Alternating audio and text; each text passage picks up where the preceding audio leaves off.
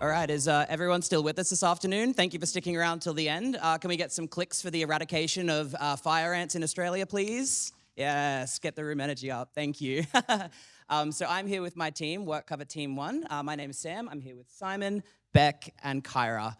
So we are tackling today Challenge 2, which, as you've heard a few times today, is around tackling citizen science, using citizen science to tackle better identification and reporting of biosecurity risks. So these are two separate behaviors, and you've read the problem a few times today. So what we will unpack first is how we've understood it ourselves.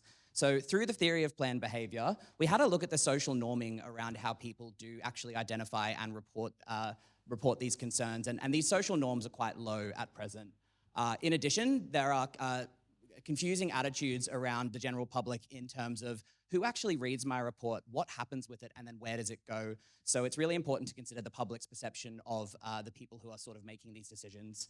And finally, we looked into the perceived behavioral control. So that's around how people believe that they can actually enact the desired behavior.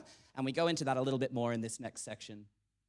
So in the spirit of Nudgeathon, we got a little bit scrappy. We did a bit of a quick survey on day 2 and actually got about 39 responses, all of whom are citizens, many of whom are scientists, which was a great little fit there. So some of the key takeaways that we found from that in terms of the motivation front is that there is a strong desire for people in this room to see everyday Australians actually report potential biosecurity risks, less so about our own personal responsibility. So I thought that was a bit of an interesting insight.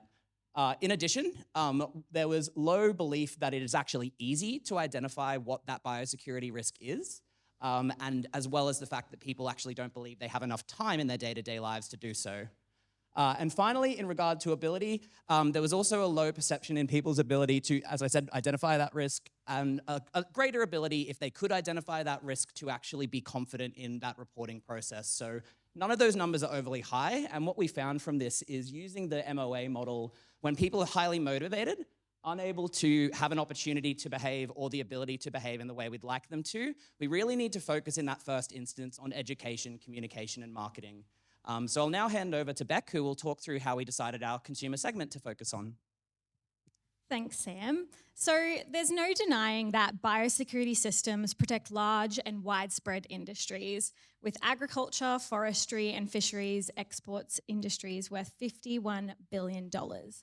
Biosecurity risks in Australia are broad. They're very broad and they're varied. Solutions to improve detection and reporting should focus on behaviours of motivated citizen scientists. So these are our rangers, our researchers, hikers, and naturalists. We've focused our approach on the long term. We need to educate and inspire our youth from the beginning. Did you know 570,000 students are enrolled across just Queensland primary schools?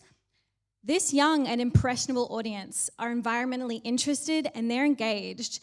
They have extended influence with their families and their parents. Queensland schools have pre-existing community structures and relationships that can be leveraged, while early education can have long-term effects on individuals' ongoing attitudes and behaviours as they grow into adulthood. Now I'm going to pass on to Simon, who will take us through our market solution. Thank you.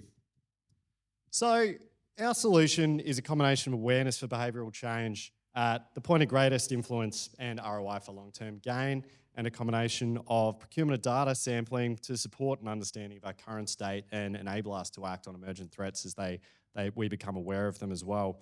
The large point of difference, I suppose, in the way that we've gone about this is that we've sought to leverage, I guess, things that already exist in the market in different spaces, technologies, industries, and bring them together and package them for this format.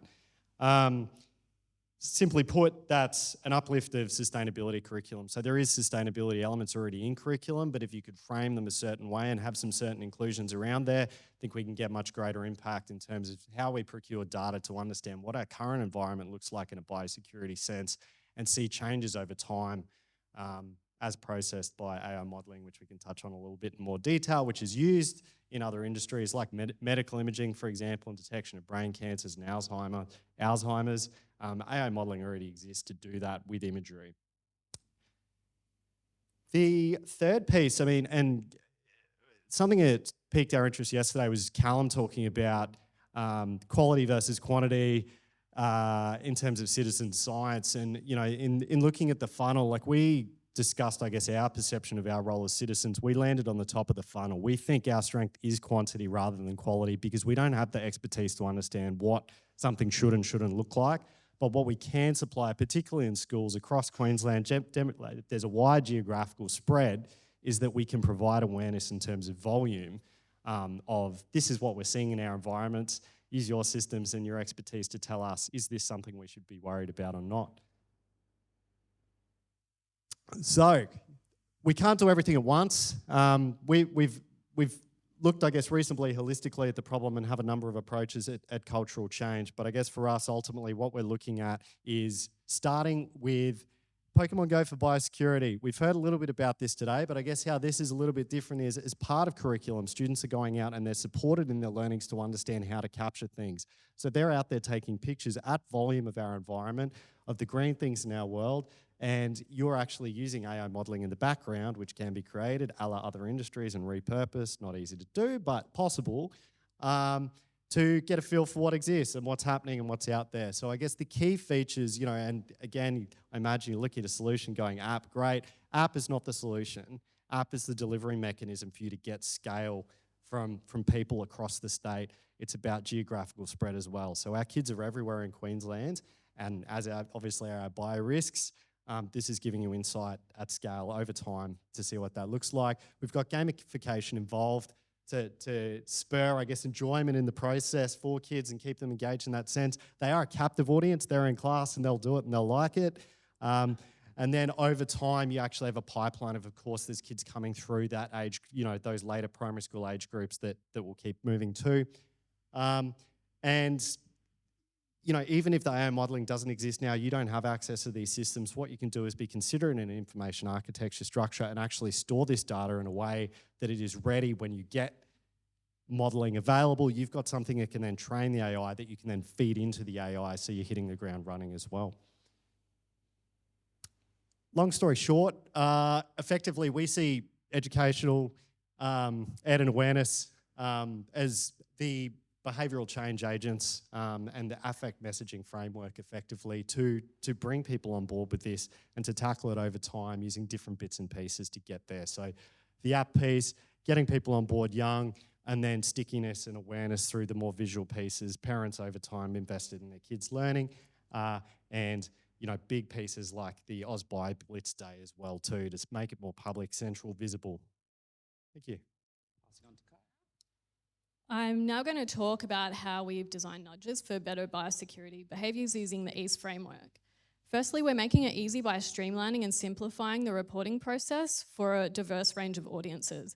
We're making it easy for time-poor educators by providing pre-developed regionally specific and scientifically informed resources. We're making it attractive through gamification for education.